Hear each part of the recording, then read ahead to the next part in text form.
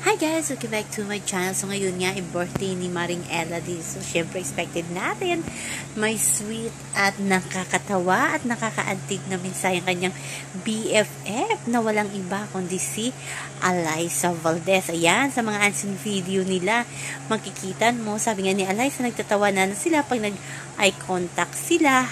Alam na nila ang isa't isa, yung mga nasa isip nila, at yun nga, talagang naghahaha na lang sila kasi iba talaga from college talaga na samahan ng mag-BFF hanggang ngayon na magkasama sila sa Creamline. So iba talaga ang friendship goals ni Alyssa at ni Ella Jesus. O diba, happy tayo kahit saan, kahit kailan, talagang magkaibigan talaga itong si Alyssa at si Ella Jesus. So yun naman po guys ang ating update. Ayan, happy birthday kay Maring Ella na masaya ngayon na pagbabakasyon sa Japan. Hanggang sa muli, bye-bye. Also remember, huwag po tayong stress.